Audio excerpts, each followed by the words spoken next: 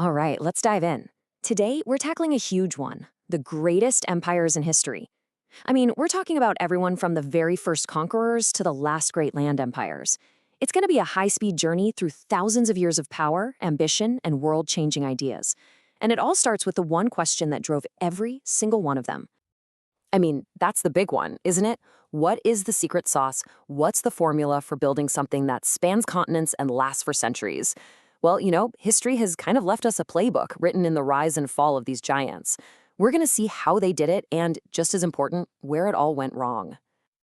We're talking about some serious heavy hitters here. The Akkadians, who were really the world's first empire builders, the Egyptians, absolute masters of monuments, the Hittites, who literally forged their power in iron, and the Persians, who built the ancient world's version of a superhighway. And believe me, that's just for starters.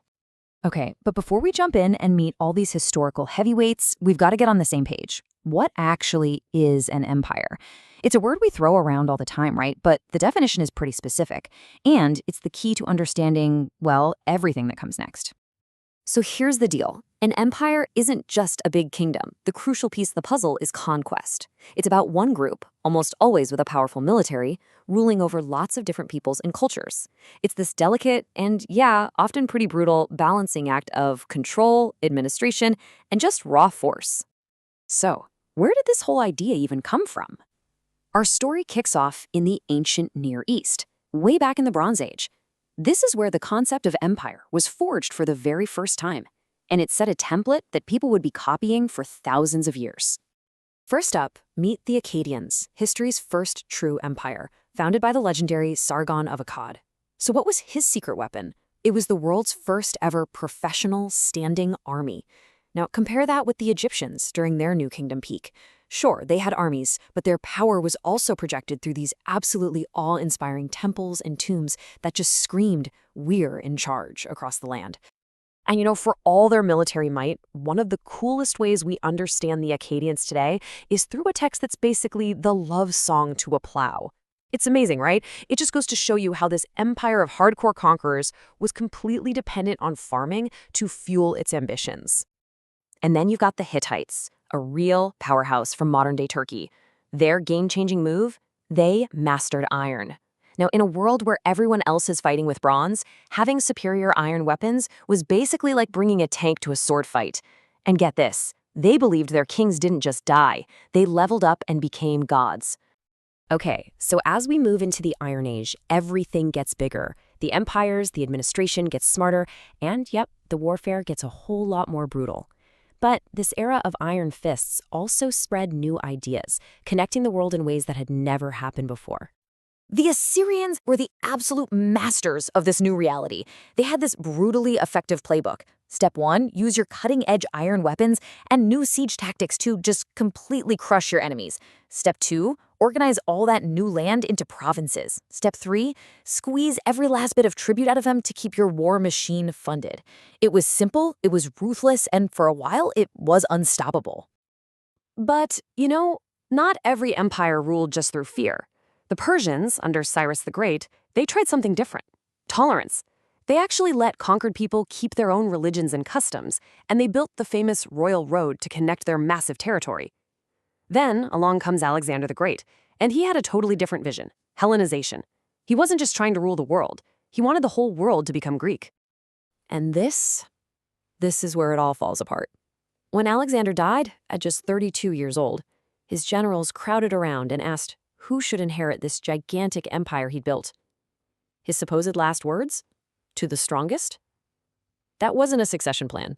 That was a starting pistol for decades of brutal civil war that just tore his creation to pieces. So now let's turn to two of the absolute titans of the ancient world.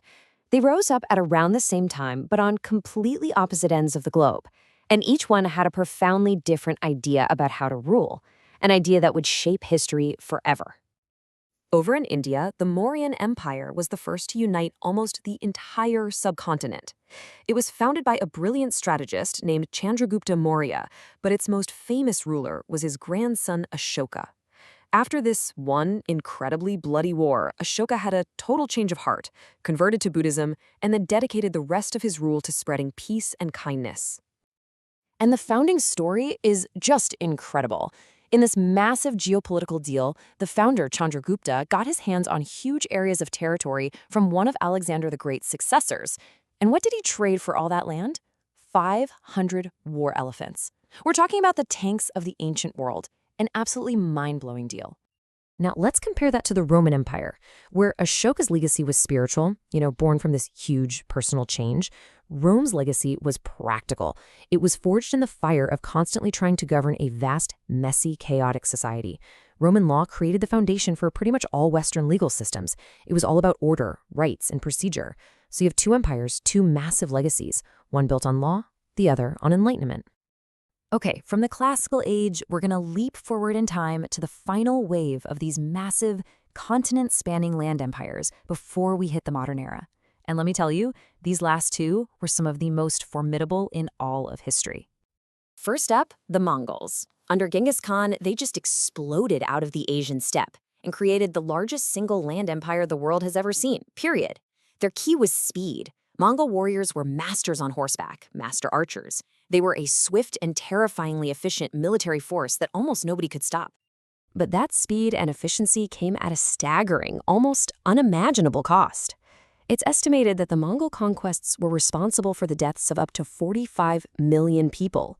To put that in perspective, that might have been 10% of the entire world's population at the time. This wasn't just conquest. It was psychological warfare on a global scale. And here's a wild fact that just shows how deep their impact went.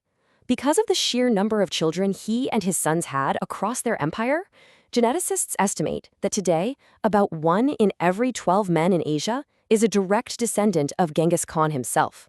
I mean, his legacy is literally written into our DNA. And finally, the Ottoman Empire. So if the Mongol story is all about explosive speed, the Ottoman story is about incredible endurance. Founded way back around 1300, it lasted for over 600 years, right up until 1923. At its height, under Suleiman the Magnificent, it was this brilliantly run state with sophisticated legal codes that governed a huge and incredibly diverse population. So, after that whirlwind tour, what's the big takeaway here? What does it all mean? Well, when you zoom out and you look at the thousands of years we've just covered, a really clear, unchanging pattern starts to show up. Every single one of these empires, it doesn't matter how powerful they were, how innovative, or how divinely chosen their rulers claimed to be, they all followed the same cycle. A beginning, a rise to a powerful peak, and then, inevitably, a decline and a fall. From the Egyptians over 3,000 years ago to the Ottomans just 100 years ago, the pattern always holds true. And that leaves us with one last, pretty fascinating question to chew on. History shows us that all these empires of land and armies, they all eventually crumble. But does that really mean the age of empire is over? Or have they just changed their form?